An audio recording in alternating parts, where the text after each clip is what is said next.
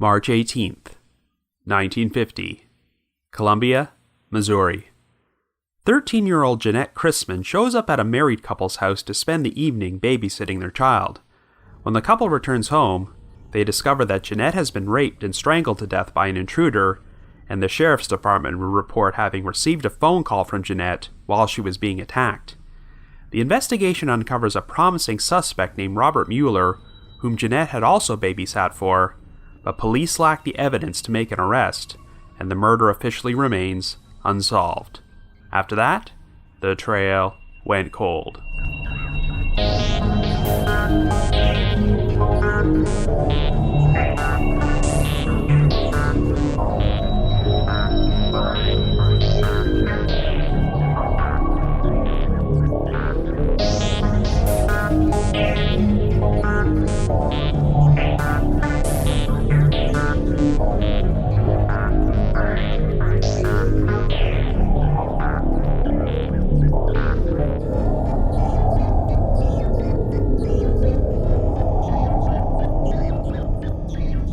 Hello everyone, and welcome to our latest Halloween-themed episode of The Trail Went Cold.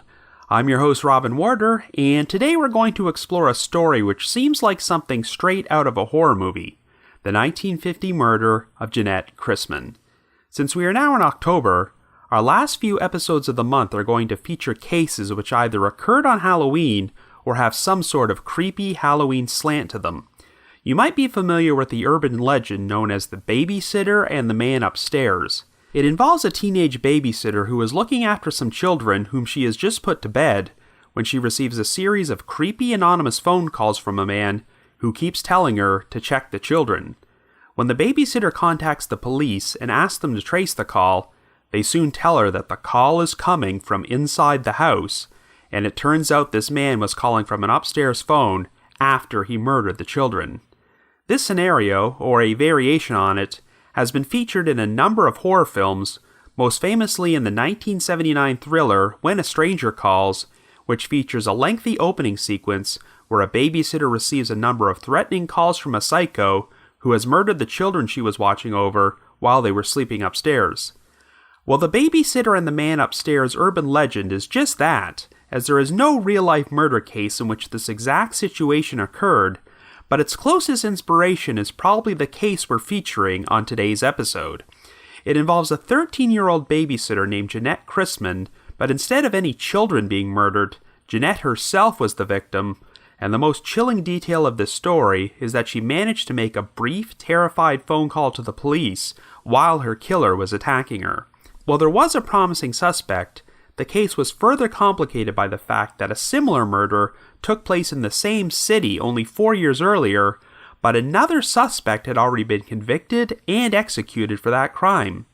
When you consider how much this story influenced the horror genre, it's surprising that it's not more well known, but I thought it would be an appropriate topic for a Halloween episode.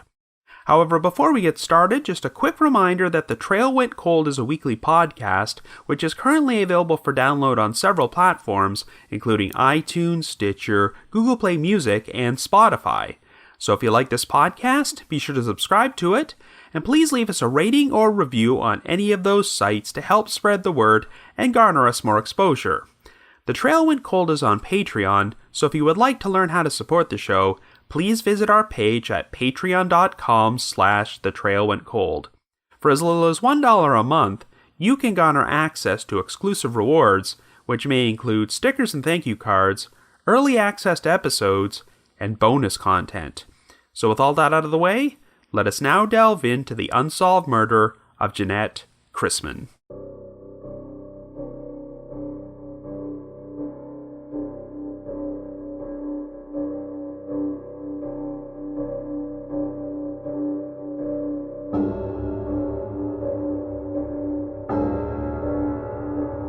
Our story begins in Columbia, Missouri in 1950.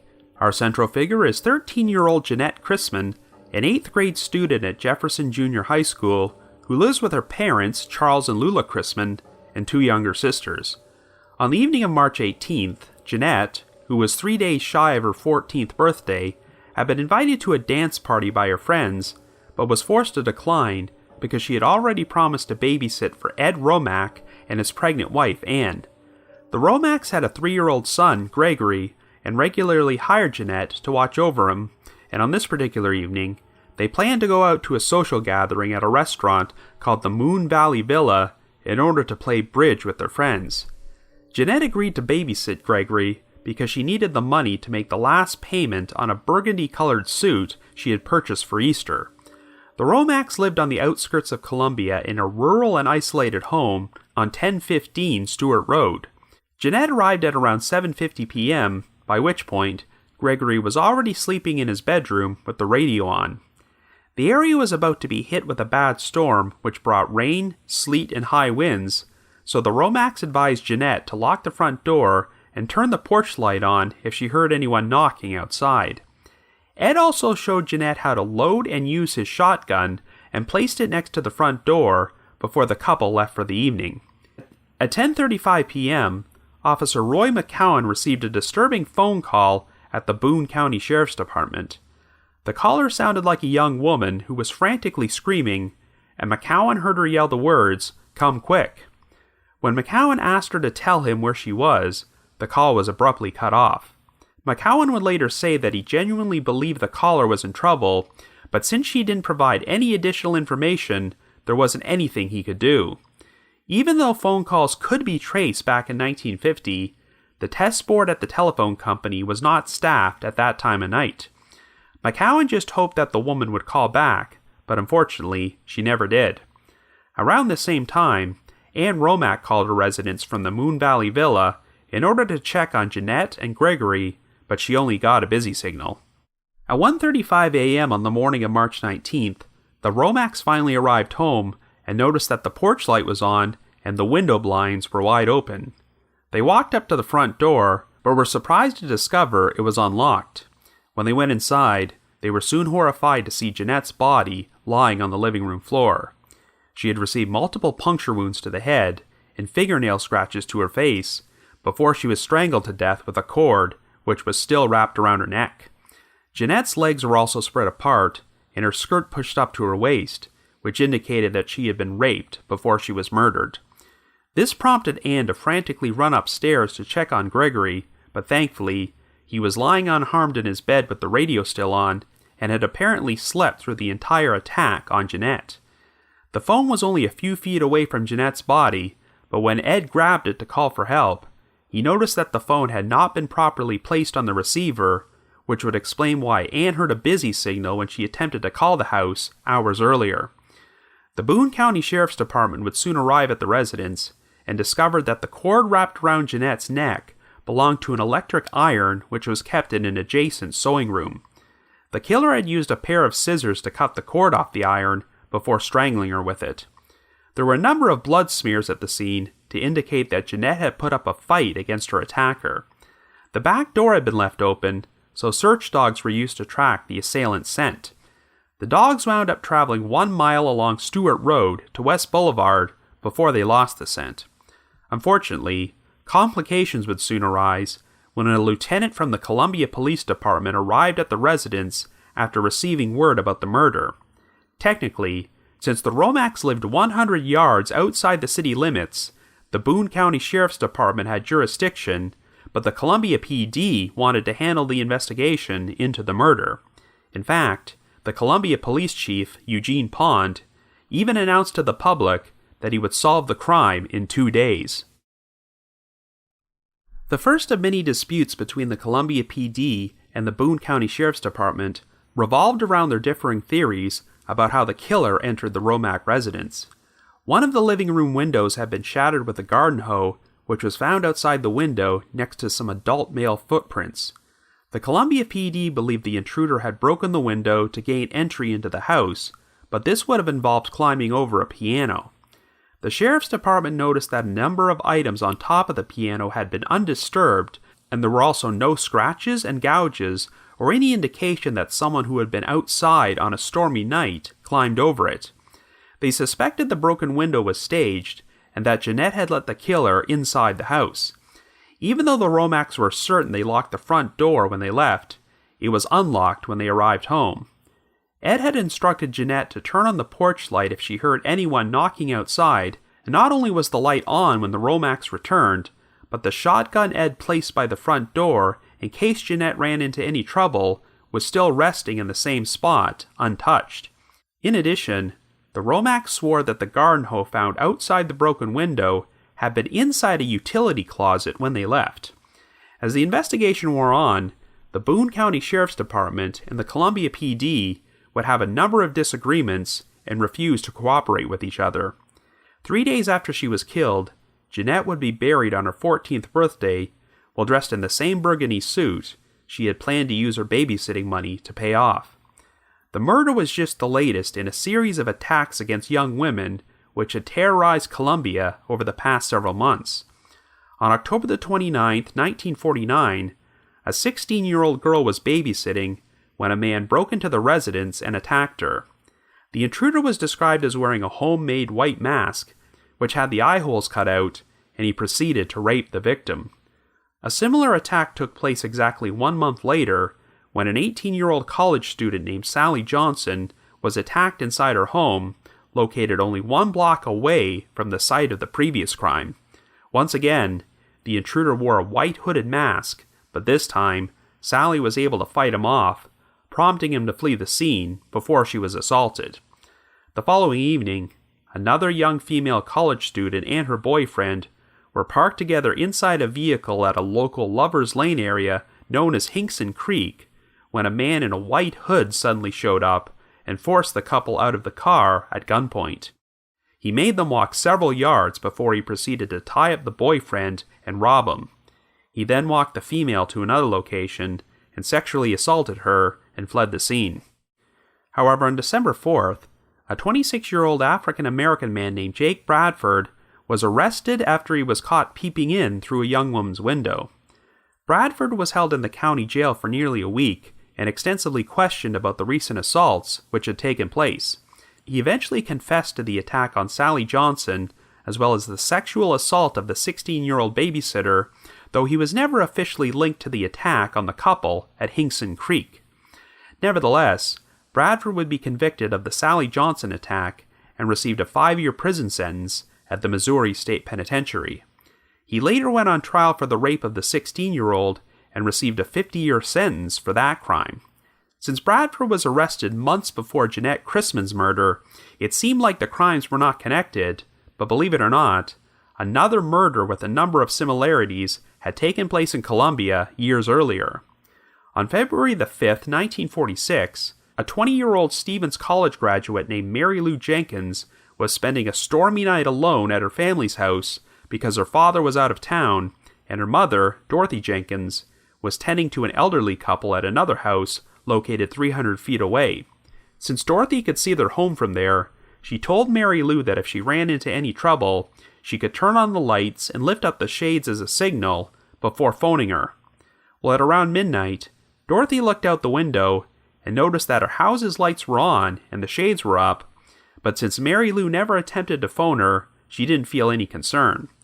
But when Dorothy returned home the following morning, she was horrified to discover that Mary Lou was lying dead in the living room. Mary Lou had gotten into a violent struggle with an intruder, which caused some of her fingernails to be torn off, before she was raped and strangled to death with a lamp cord which had been ripped from its fixture. There were no signs of forced entry, and the house was located only 2 blocks away from the Romack residence, where Janett would be murdered 4 years later. The wind was reported as being so loud that night that it likely would have drowned out any screaming Mary Lou might have made. However, it wasn't long before the authorities charged a suspect, a 34-year-old African-American trash hauler named Floyd Cochran. 3 weeks after Mary Lou's murder, Cochran killed his wife, May Ann Cochran, with a shotgun blast following an apparent domestic dispute, and then made an unsuccessful attempt to commit suicide by swallowing lye water. Cochran lived near the Jenkins residence, collected trash, and did odd jobs for the family, and he also knew Mary Lou since she was a small child. Investigators suspected that he might have convinced Mary Lou to open the front door on the night she was killed under the pretense of collecting money for having hauled away their trash. Cochran was interrogated by the Boone County Sheriff's Department for 10 hours before he finally confessed to Mary Lou's murder. While Cochran agreed to plead guilty to the murder of his wife in exchange for a 15-year prison sentence, he recanted his confession to killing Mary Lou and claimed it had been coerced. At trial, Cochran's grandfather provided him with an alibi on the night of the murder, but it did not make any difference, as the jury found Cochran guilty. He was sentenced to death and subsequently executed in the gas chamber at the Missouri State Penitentiary on September the 26th, 1947. But given the similarities between Mary Lou's death and the murder of Janett Christman, doubts now started to form about whether the right person was actually executed for the crime. Well, the investigation into Janett's murder eventually led to a promising suspect named Robert Mueller. And no, before you ask, even though their names are spelled the exact same way, he is not related to former FBI Director Robert Mueller of the Mueller Report fame. Anyway, Robert Mueller was a 27-year-old former captain in the Army Air Corps who had served in World War II and now worked as a tailor, as well as overlooking his father's local restaurant. Mueller was married and had 2 children, and sometimes hired Janett to babysit them. He had also been one of Ed Romac's closest friends since high school, but according to Ed, Mueller had a habit of making lewd, disturbing comments about underage girls and seemed to have a fascination with virgins. Ed claimed that Mueller once suggested that they go on an outing to Hinkson Creek to, quote-unquote, get a nice young girl, and had seen him making inappropriate comments about Janett Christman and her quote-unquote, well-developed form. Ann Romack also claimed that Mueller had made unwanted sexual advances towards her, which made her uncomfortable. In fact, just 2 days before Janett's murder, Mueller had been at the Romack residence, helping Ann make a dress in their sewing room, when he started running his hand along her dress and her pregnant stomach, and made an attempt to grope her breasts.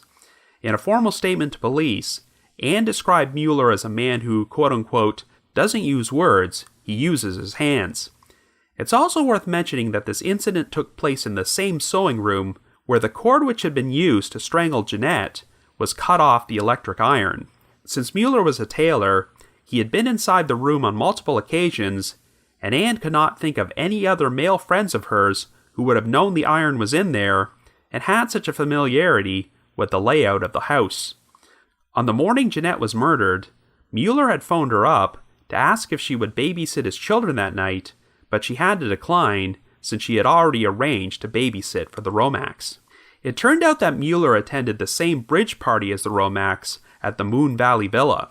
Many guests, including the Romacks, would recall that Mueller excused himself and left the party because he said he had to see a doctor who was tending to his son at his house. Mueller returned to the party about 2 hours later, but when police questioned this doctor, he denied going to the Mueller residence that night. The following morning, Ed Romack was staying at his father's residence and received a phone call from Mueller, who asked Ed if he needed assistance, quote-unquote, cleaning up the bloody mess at his house. Well, Ed found this very odd, because news about Janett's murder had not yet been published in the papers, so theoretically, Mueller should not have even heard about it yet. Ed would also recount a strange conversation in which Mueller presented a hypothetical scenario for how the murder might have taken place. Mueller said that breaking a window to enter the residence would have been too loud and attracted too much attention, so perhaps the killer knocked on the front door and convinced Janett to open it by saying, quote, Ed sent me here to get poker chips. Other witnesses would also claim that while talking about the murder, Mueller stated to them, quote, I don't have an alibi, but buddy, I don't have no scratches. One of Mueller's most distinctive traits was that he always liked to carry around a mechanical pencil in his shirt or jacket pocket. The pencil had a round end, and investigators wondered if it might have been the weapon used to inflict the puncture wounds on Janett's head. Boone County Sheriff Glenn Powell became convinced that Mueller was the killer, but wanted to take him into custody while he was carrying his mechanical pencil. So on May 4th, Powell asked Ed Romack to tell Mueller that he was arranging a party in which they would play cards, because they knew Mueller would bring his pencil along to keep score. When Mueller left his house that night and climbed into his car, he was intercepted by Sheriff Powell and his deputy, Julius Wiedemeyer. But rather than formally arrest Mueller and take him to the police station, they forced him to drive to Wiedemeyer's farm, which was located 6 miles outside the city limits. They were soon joined by a lawyer named Stanley Ginn, whom the two police officers wanted around to function as a witness, and Ginn just happened to be working as Jake Bradford's defense attorney at that time. Powell and Wiedemeyer proceeded to interrogate Mueller, and when shown the incriminating statements Ed Romack had made about him, Mueller responded that he, quote-unquote, could not point to any particular one thing and say it was untrue. Even though Mueller was interrogated overnight, he never did make a confession, though he did say, quote, I might have done it and then forgotten it. I do things and forget them.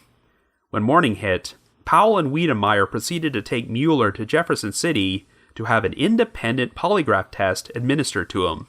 To their surprise, Mueller passed, so they returned him to his home later that afternoon without charging him. But Mueller's mechanical pencil would be sent to the Highway Patrol Crime Lab, and they concluded that it seemed to match the puncture wounds on Janett's head. Needless to say, there was a lot of controversy about Sheriff Powell's decision to privately interrogate Mueller at the farmhouse. Powell would claim he did so to avoid publicity, but it seemed obvious that this was the result of the jurisdictional issues between the Boone County Sheriff's Department and the Columbia Police Department. Carl Sapp, the lead Boone County prosecuting attorney, was also excluded from the interrogation since he was friends with Columbia Police Chief Eugene Pond. The case would go to a grand jury, but in the end, they felt there was insufficient evidence to indict anyone for Janett Christman's murder or even name a suspect. Instead, they expressed criticism towards the Sheriff's Department and the Columbia PD for their unwillingness to work together on the investigation.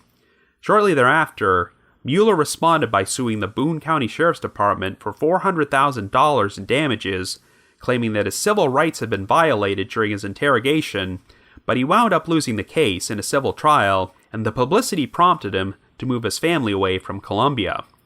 But there would soon be an interesting postscript involving Jake Bradford. In November of 1953, the Supreme Court of Missouri reviewed Bradford's case and decided to commute his sentences for the attack on Sally Johnson and the rape of the 16-year-old girl. Before he was interrogated by police, Bradford was not advised of his Fifth Amendment right to remain silent, and the Supreme Court believed his claims that his confession to the crimes was coerced. The police allegedly told Bradford that if he did not confess, they would let a lynch mob take care of him, a threat which Bradford believed, since his grandfather had been the victim of a lynch mob after he was accused of raping a white woman in 1923. In addition, neither Sally Johnson nor the 16-year-old victim could positively identify Bradford as their masked attacker. Sally thought Bradford seemed shorter than the man who attacked her, and the 16-year-old couldn't even be certain that her assailant was black. Bradford also could not even lead police to the correct house where he attacked Sally, and gave an inaccurate description of the mask the attacker wore. Since the case against him had completely fallen apart, Bradford was released from prison, furthering speculation that the real perpetrator of these attacks might have also been responsible for killing Janett Christman. Regardless, the investigation into her murder hit a complete standstill. Robert Mueller enlisted in the Air Force and relocated his family to Tucson, Arizona, before he passed away in 2006 at the age of 83. The traumatic experience of a murder taking place in their home prompted the Romacks to move away to Idaho Falls, and they would even spend their own money on a private investigator in hopes of solving the case. Ed and Ann have since passed away, but the now grown-up Gregory is currently living in Alaska. As for the Christman family, both of Janett's parents are currently deceased, but her two sisters are still alive today. But unfortunately, after nearly 70 years, Janett's murder continues to remain unsolved. So I guess you could say the trail went cold.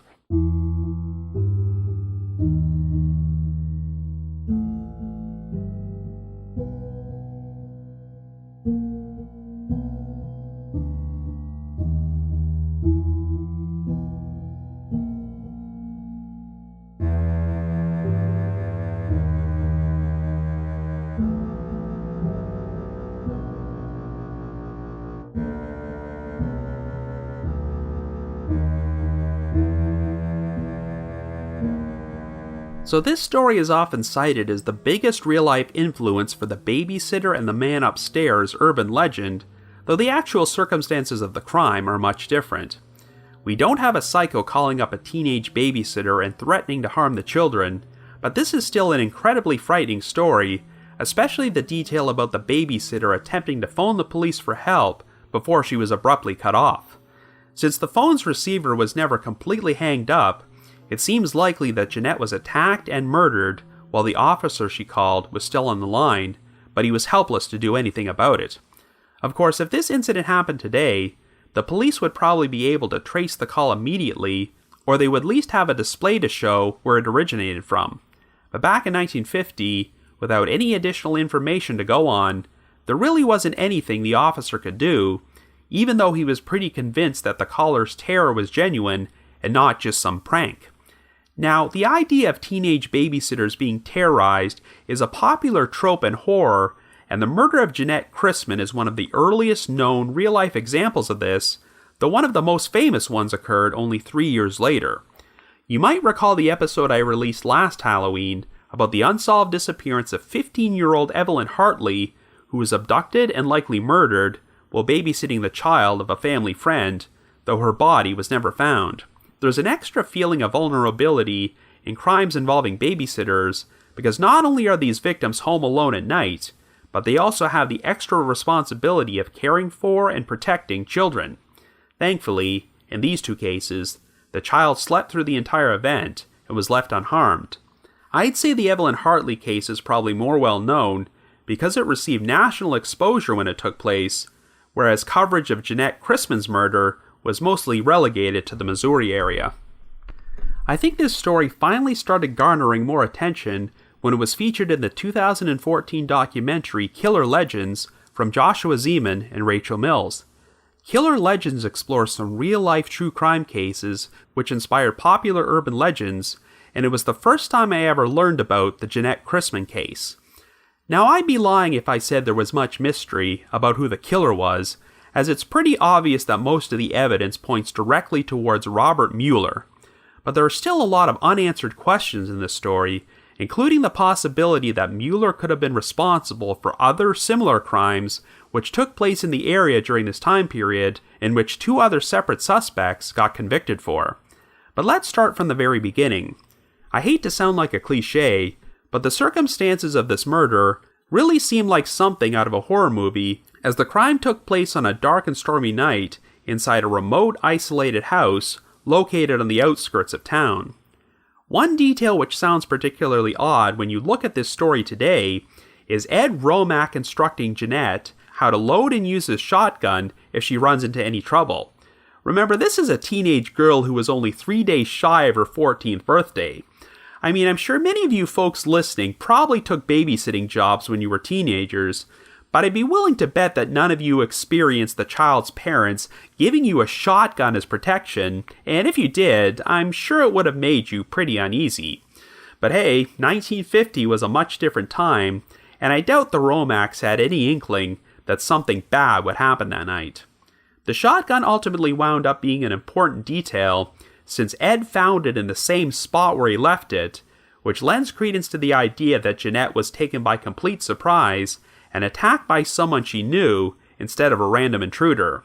As we're going to discuss momentarily, the Boone County Sheriff's Department and the Columbia Police Department did not see eye to eye on anything in regards to this case, and that includes the killer's method of entry into the house.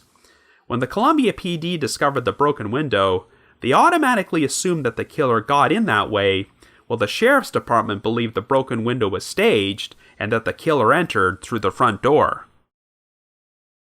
Personally, I'm inclined to agree with the second theory, because the Romacks were adamant that they locked the front door when they left, but it was unlocked when they arrived home.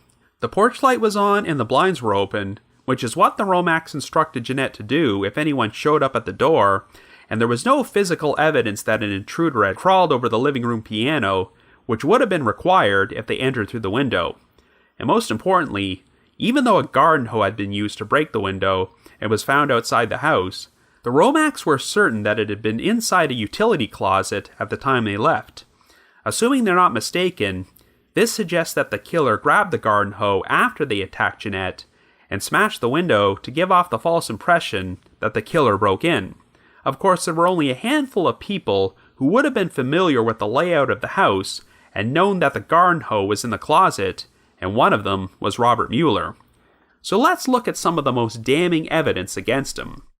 We know that Mueller phoned Janett that morning to ask if she would babysit his children that night, and learned that she had already promised to babysit for the Romax. So obviously, Mueller would have known that Janett would be there alone that night, and since he was attending the same party as the Romax, he would know their whereabouts as well. We know that Mueller doesn't have an alibi during the approximate time period when Janett was murdered, as he left the party for 2 hours to supposedly see a doctor who was tending to his son, but the doctor completely denied this. The Moon Valley Villa was located approximately 20 minutes away from the Romack residence, so 2 hours was more than enough time for Mueller to travel there, murder Janett, and return to the party. And since Janett babysat for the Mueller family and likely trusted him, she probably would have opened the door for him. Hell, at a later time, Mueller presented this hypothetical scenario about how the killer could have convinced Janett to open the door by telling her, "Ed sent me to get more poker chips." Yeah, it sounds like Mueller was practically one step away from pulling an O.J. Simpson and writing a book titled, "If I Did It." According to the Romax, Mueller often displayed lecherous behavior and made inappropriate comments about Janett and underage girls in general. But it's unclear if Mueller ever acted this way directly towards Janett and said or did anything to make her uncomfortable. For all we know, Janett may have completely trusted him and had no qualms about letting him inside the house. Now, it would be incredibly brazen for Mueller to leave a party which was attended by several witnesses, commit a brutal rape and murder, and then return to said party a few hours later, acting like everything was completely normal. Yes, he may have done this as a means to establish an alibi, but why specifically mention that you're going to see a certain doctor when you know this doctor might be questioned and can completely debunk your story? But what if Mueller never actually planned on committing murder? He may have only planned to go over to the Romack residence because he knew Janett was alone and he wanted to make sexual advances on her. There were signs of a major struggle to indicate that Janett put up a major fight, so if she resisted Mueller's advances, he may have snapped and turned violent, prompting him to rape her and strangle her to death. Once again, the killer made a calculated decision to cut a cord off an iron in the adjacent sewing room, which Mueller had frequented only 2 days earlier, but a random intruder probably wouldn't have even known the iron was there. When you couple in the fact that Mueller always carried a mechanical pencil around, which seemed to match the puncture wounds on Janett's head, the obvious question is, how did he manage to avoid being charged with murder? I mean, this was 1950, so obviously you weren't going to be able to build a slam-dunk case against Mueller with DNA evidence, but as far as circumstantial evidence goes, the case against Mueller was pretty strong.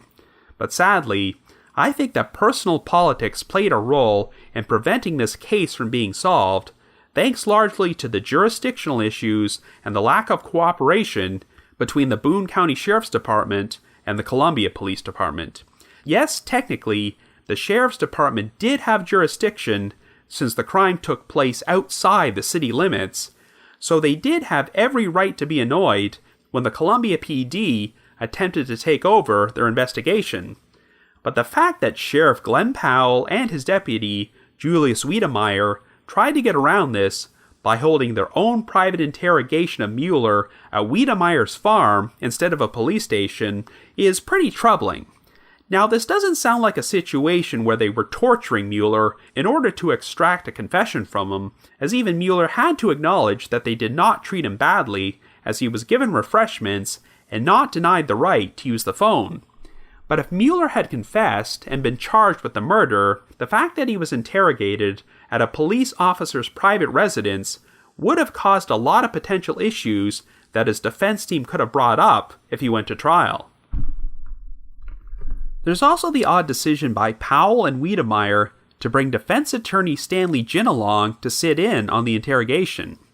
I can understand their reasoning of wanting a lawyer there to act as a witness in case there were allegations that they crossed the line, But the problem is that Jin was acting as Jake Bradford's defense attorney at the time. As we're going to discuss soon, there was a possibility that Mueller may have committed the crimes Bradford had been charged with, so Jin had to be removed from the case due to a possible conflict of interest. To top it off, Powell and Wiedemeyer then took Mueller to Jefferson City to give him a polygraph, and when he actually passed, they pretty much took the attitude, well, I guess we can't arrest him after all, and returned him home. Yes, I know that today, everyone is aware of how unreliable polygraphs can be, which is why they're not admissible as evidence, but back in 1950, polygraphs had not been around that long, and I believe law enforcement put a lot more stock into the results. When you look at the other evidence against Mueller, him passing a lie detector test really doesn't mean anything. I think there was a lot of friction over the fact that Sheriff Powell kept the Boone County prosecuting attorney, Carl Sapp, out of the loop in regards to the interrogation because he was friends with the Columbia police chief. There were apparently rumors that the main reason Mueller was not charged with murder was because Sapp had been bribed $50,000 not to prosecute him. Of course, these allegations were never substantiated, but the Christman family was always heavily critical of Sapp, as he liked to reference Janett's murder during his re-election campaign that year, but the family claimed he never actually took the time to come speak with them. So if there had not been a turf war between the Sheriff's Department and the Columbia PD, and they were willing to cooperate and work together, they might have been able to indict Mueller. As it was, when the case was heard by a grand jury, they seemed more concerned with criticizing law enforcement than returning an indictment against anyone, which should give you an idea of what a mess this investigation had become. Of course, Mueller would attempt to file a $400,000 civil rights lawsuit against the Sheriff's Department, but claimed that he wasn't doing it for the money. He said that when Sheriff Powell declined to charge him, he didn't, quote-unquote, see fit to make a statement clearing my name. Well, here's the ironic part. If you look at the original newspaper coverage of the case, you'll see that Mueller was never publicly named as a suspect, and his clandestine interrogation was kept secret. Even when the media talked about the grand jury investigation into Janett's murder, no names were ever mentioned. But when Mueller decided to file his lawsuit, that story wound up making the news, and it was the first time the public learned that he had been considered a suspect in the crime. If Mueller had not done that, only a handful of people would have known about his connection to the case, and when you consider the fact that he lost the suit, this strategy pretty much backfired on him in a huge way and forced him to move out of Columbia. In the long run, however, Mueller was able to distance himself from this, as he lived a long life with his family until he passed away in 2006.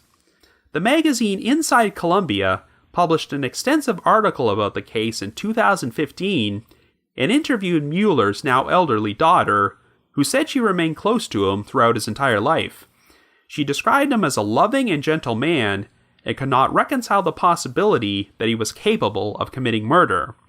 Well, I personally think there's little doubt that he did murder Janett Christman, and his behavior strongly suggests that he was a sexual predator, but I suppose the big unanswered question is whether or not Mueller was responsible for additional crimes, including the brutal murder of another young woman in Columbia. Interestingly enough, during the early stages of the investigation into Janett's murder, the authorities were accused of having racial bias because the majority of potential suspects who were brought in for questioning were black. In most of these cases, there was nothing to suggest these men had any involvement in the crime, but I'm sure there was paranoia in the city since they were only a few months removed from a series of sex crimes in which a black man had been charged. Not to mention that a black man had been convicted and executed for the murder of Mary Lou Jenkins years earlier. But what if both of these suspects were innocent? Well, given that Jake Bradford's sentence was commuted and he was released from prison 3 years later, there were obvious problems with the case against him, which seemed to be based on nothing more than a questionable confession. The one part which I've never understood is why Bradford was charged with the attack of Sally Johnson and the assault on the 16-year-old girl, but not the attack which took place in Hinkson Creek, where an assailant raped a young female college student and tied up and robbed her boyfriend. Since all three of these crimes were committed by a man wearing a white hooded mask with eye holes, this strongly suggests that the same perpetrator was responsible, yet Bradford was only charged with 2 of them. Incidentally, the description of the attacker's mask sounds eerily similar to the mask worn by the Phantom Killer who committed the infamous Texarkana Moonlight murders less than 4 years earlier. I seriously doubt these crimes are connected, but I do wonder if this attacker might have been inspired by them. But do you know who did have experience making masks similar to that one? Robert Mueller. He apparently made masks while he was the chairman of the Senior Play Stage Set Committee in high school, and he even made these masks in his spare time. And another interesting connection to the Hinkson Creek attack is that Ed Romack told police that Mueller had once suggested they go to Hinkson Creek to get a quote-unquote nice young girl. The fact of the matter is that the 3 attacks from 1949, as well as the murder of Mary Lou Jenkins, all took place within a 15-minute walk of Mueller's residence. As for the Jenkins murder, it's quite interesting how the crime happened to take place only 2 blocks away from the Romack's residence and had a number of similarities to how Janett Christman was killed, as the victim was raped and strangled to death with a cord while she was home alone on a stormy night. Like Janett, Mary Lou had turned on the porch light and pulled up the shades before she was murdered, and since there were no signs of forced entry, this suggests that she opened the door for the person who killed her. At the outset, nobody thought both women were murdered by the same perpetrator, since Mary Lou's accused killer, Floyd Cochran, had already gone to the gas chamber years earlier. But I'm sure the suspicions about Mueller started to make a lot of people question whether the wrong person was executed. Now obviously, Floyd Cochran was not a saint, as we know he definitely killed at least one person when he shot his wife to death during a domestic dispute and made a failed attempt to commit suicide. Given that this took place only 3 weeks after Mary Lou's death, and it was established that Cochran had worked for her family, you can understand why he seemed like a promising suspect. The problem is that Cochran was given a 15-year prison sentence for the crime he definitely did commit, but was sentenced to death for another crime in which the only real evidence was a questionable confession, which he quickly recanted. Obviously, since this was 1947, and Cochran was a black man who had legitimately committed one murder, I don't think anyone was going to fight too hard to stop his execution, even if he was innocent of Mary Lou's murder. If Robert Mueller was actually the real killer, then he caught a very lucky break when the police focused on a very convenient scapegoat.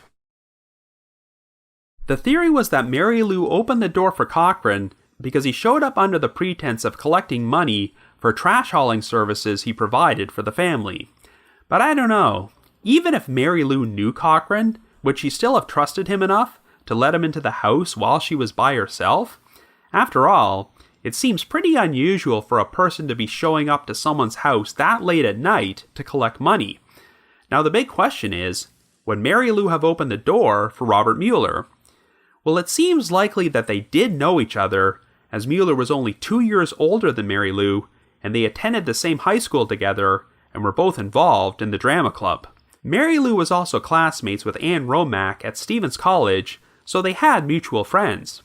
But even if Mary Lou did not know Mueller all that well, he did hail from a fairly respectable family in Columbia, and this was only a year removed from Mueller returning home after serving his country during World War II, so I'm sure he had a lot of credibility, and Mary Lou may have considered him to be trustworthy enough to open the door for him.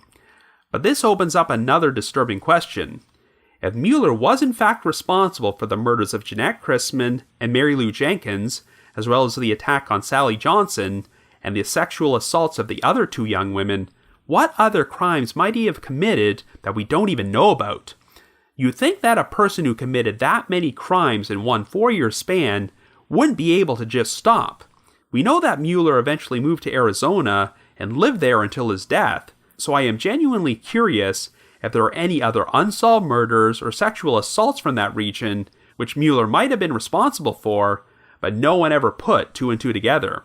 But then again, after coming so close to being charged with Janett's murder, maybe Mueller decided not to press his luck anymore and just went to go on living a quiet life with his family. Sadly, this is a case which could have been solved only a few months after the crime occurred, but the police just dropped the ball and let their personal politics interfere with bringing the perpetrator to justice. When you couple in the fact that 2 other men may have been wrongly convicted of other crimes Mueller committed, this does not reflect well on law enforcement in Columbia, Missouri during that time period. It's only during recent years that Janett Christman's murder has started to become more well known, thanks largely to the Killer Legends documentary and the case's alleged connection to the babysitter and the man upstairs urban legend. But of course, the case is now nearly 70 years old, and most of the people associated with it, including the likely perpetrator, have since passed away, so it's very doubtful that it will ever be solved. All that being said, if you happen to have any information on the murder of Janett Christman, please contact the appropriate authorities. But if you just have your own thoughts about what happened, feel free to leave me a comment or send me an email to robin.warder@icloud.com. That's robin.warder@icloud.com. Another reminder that The Trail Went Cold is on Patreon, so please visit patreon.com/thetrailwentcold to learn how you can support our podcast and become eligible for some pretty neat rewards. We produced a bunch of exclusive bonus episodes for our patrons in tiers 2 and 3, and this past month, we released the audio from the live shows I did this summer in Toronto and Ottawa. And for our patrons in tier 3, I've also recorded another new audio commentary track, which can be played over a classic episode of Unsolved Mysteries. So to learn more information, feel free to visit our Patreon page. I'd also like to take a moment to give a shout out to our most recent listeners who have signed up with us on Patreon this week, and they are Elaine F., Stephanie S., Laura P., and Dustin P. Thank you all so much for your support. I also just wanted to give another shout out to my supporters at the Unsolved Mysteries message board at the Sitcoms Online forum and the Unresolved Mysteries subreddit. I need to provide a big thanks to Miguel Foote, who edits and assembles this podcast together for me, and Vince Nitro, who composes the eerie music you hear on every episode, and we've been playing his creepy, Halloween-flavored version of the Trail Went Cold theme throughout the month of October to get everyone into the spirit. If you haven't already, you can like us on Facebook, follow us on Twitter, or leave us a rating or review on iTunes, Stitcher, Google Play Music, or Spotify. So have yourself a good week, and join us next Wednesday on October the 30th for our final Halloween-themed episode of The Trail Went Cold.